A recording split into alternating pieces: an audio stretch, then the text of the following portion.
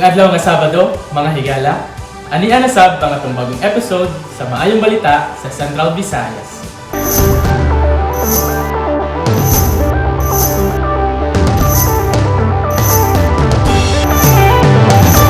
Paminawon nato ang Maayong Balita sa Cebu. Padayon nga nagmalampuson ang gipatuman nga Barangay Drug Clearing Program sa Philippine Drug Enforcement Agency 7 ubos sa nagpadayon nilang kampanya batok ilegal nga droga.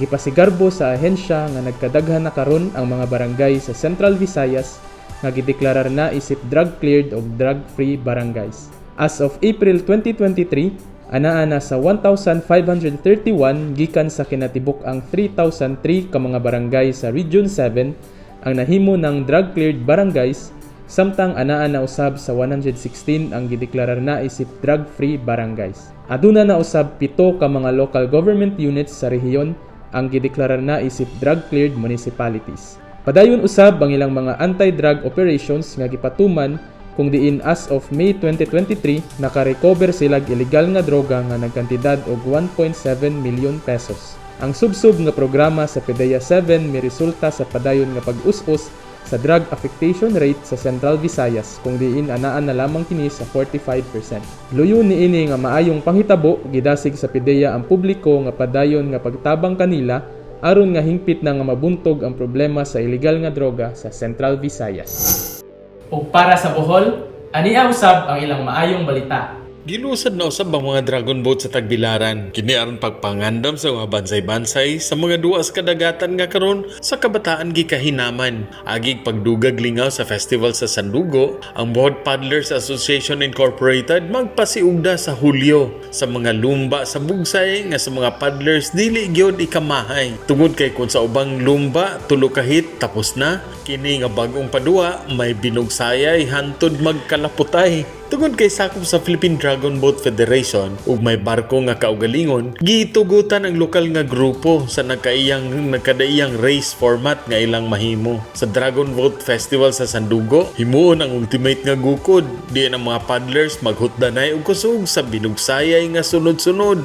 Bugsay ba? Taman sa luod. Mao nga karon pa lamang kasayo, daghan na ang nagsugod og ensayo. Sayo sa buntag, palis, usay abot sa udto. Kay kon magabhian, ang glow in the dark nga lumba na usab ang praktisan. Duwa nga magpaligon sa disiplina, katakos og resistensya, ang dragon boating karon gipasiugda nga mangaghat sa mga turista nga sa Bohol mo bisita. Busa kun wala mo'y lingaw ug may oras nga ikaluling hayaw, nganong dili man ni nato suwayan pagpataas sa edad ug pagpahimsog sa atong katawhan. Gikan diri sa KFC sa Tagbilaran alang sa Maayong Balita Central Visayas, Ray Anthony Chu, PIA Bohol. Atong paminawon ang Maayong Balita didto sa Sikihor.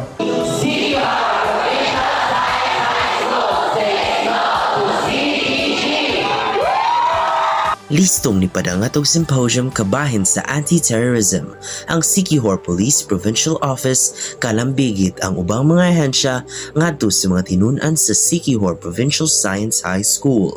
Gila umang natuhog og isa buhi sa mga estudyante ang punto sa pagdili kanila nga malambigit sa bisan unsang grupo sa mga komunistang terorista nga posibleng mudani kanila sa dili matukib nga higayon og lugar. Nagpahimangno ug nag-edukar kanila batok sa malimbungong propaganda sa mga grupo sa komunistang terorista ang usa sa mga membro sa Siquijor Provincial Advisory Group nga si Attorney James Aso, kauban ang chairman niini nga si board member Brian Dia D. Tumaro. Gidetalye sa mga mangumulong ang mga makahaylong taktika sa mga recruiter o gipasidan-an ang mga estudyante sa makalisang nga epekto niini sa ilang maayong kaugmaon, ilabi na sa ilang tagsa-tagsa kapamilya. Ang pasiugda sa Siquijor Police nga gipanguluhan ni Deputy Provincial Director for Operations nga si Police Lieutenant Colonel Catherine D. Ramos, usa ka higayon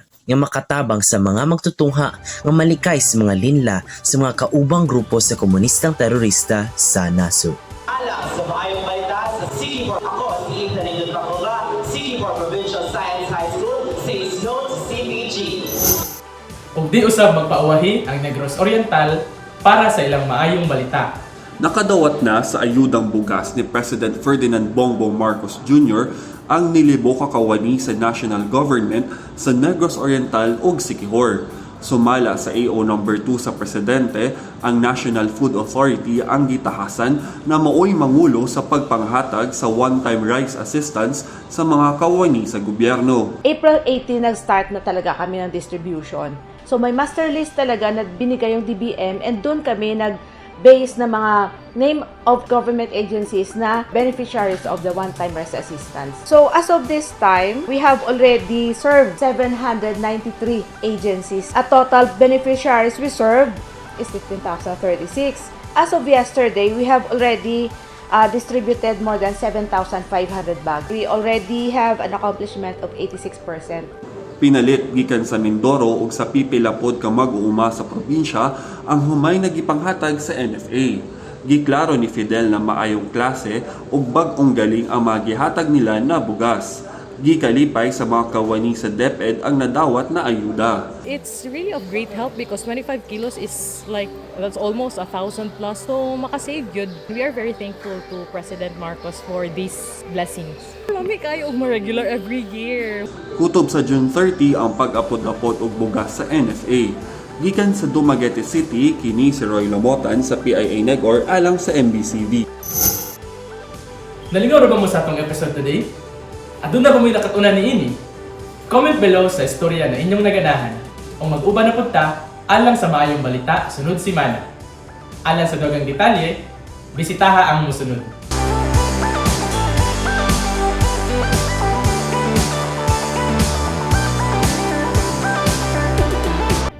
Ako si Rob Cabardo o mag-uban na punta sunod simana.